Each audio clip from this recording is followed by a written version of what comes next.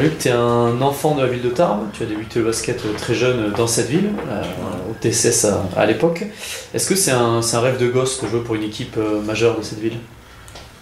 Jouer dans une équipe professionnelle, oui, c'était un objectif que j'avais quand j'étais tout petit, enfin, c'était un rêve que j'avais quand j'étais tout petit, et puis au fur et à mesure, j'ai évolué dans toutes les catégories de jeunes, j'ai eu des sélections et tout ça, et donc c'était un objectif au départ, puis après je m'en suis un peu éloigné parce que j'ai eu des blessures, et puis enfin, ouais, j'ai eu pas mal de blessures qui ont fait que j'ai préféré me diriger vers des études.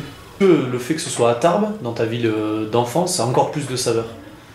C'est une belle chose parce que voilà, j'ai toujours joué ici, donc d'un certain point de vue, j'ai connu toutes les étapes de la montée. Enfin, j'étais dans le groupe de la N2 quand on est monté à N1, après j'ai pas vécu toutes les années puisque je suis parti.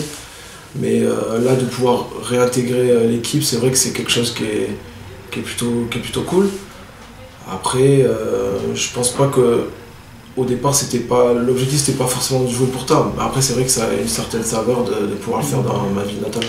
Qu'est-ce qui a fait que justement tu as pu intégrer ce groupe cette année, que tu as pu prendre aussi beaucoup de responsabilités sur cette première partie de saison? C'était quoi le déclencheur? Au départ j'étais juste censé jouer avec la prénat. Et les dirigeants ils m'ont proposé de faire le camp d'entraînement avec la Nationale 1, vu qu'ils savaient que j'avais un passif avec l'équipe. Et ça s'est bien passé, donc au final j'ai intégré le groupe de 12.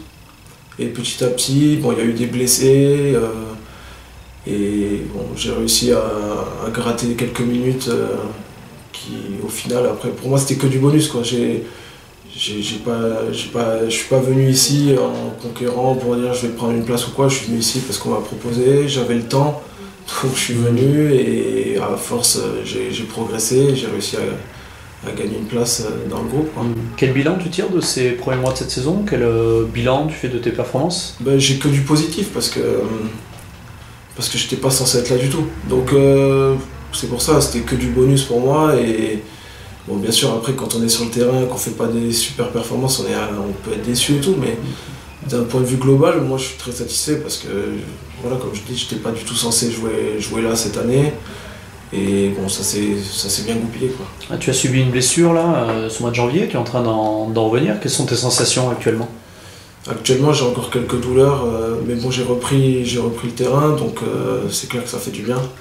Après, petit à petit, je vais me réadapter, ça se fait pas tout de suite. C'était une grosse entorse au final, donc ça demande un peu de temps pour se réacclimater, mais je pense que ça va aller.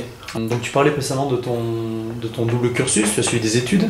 Quelles sont tes ambitions pour la suite? Comment se place le basket et quand tu imagines ta vie dans les années à venir? C'est vraiment une grande question pour moi parce que là j'ai pu faire du basket là, à ce niveau-là parce que j'avais un travail de fin d'études à faire en même temps, mais j'avais pas de cours, donc j'ai pu jouer au basket et faire à côté en parallèle mon travail finir mes études.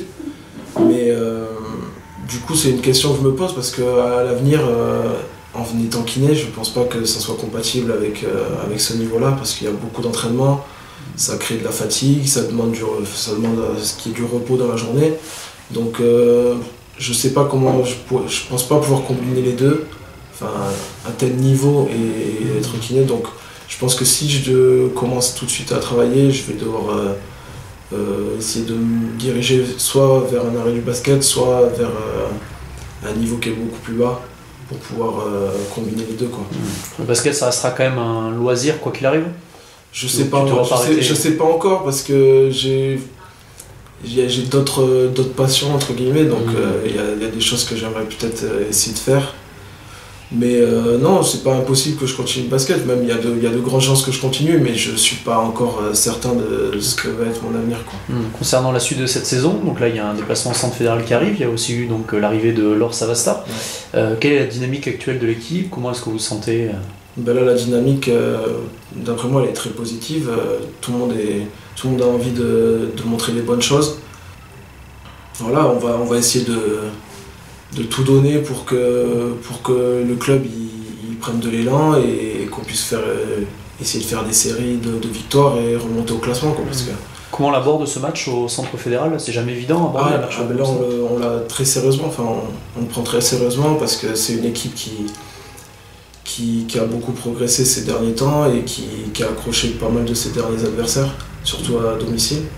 Donc nous on y va on va essayer d'être très sérieux là-bas et on va essayer de décrocher une victoire pour se redonner de l'élan et prendre en confiance pour la suite, quoi. C'est le maître mot, la confiance là, sur les mois qui restent? Oui, c'est ça, c'est essayer de mettre de la bonne humeur, de la confiance, beaucoup de défense et pouvoir avoir une mentalité conquérante sur le terrain, quoi.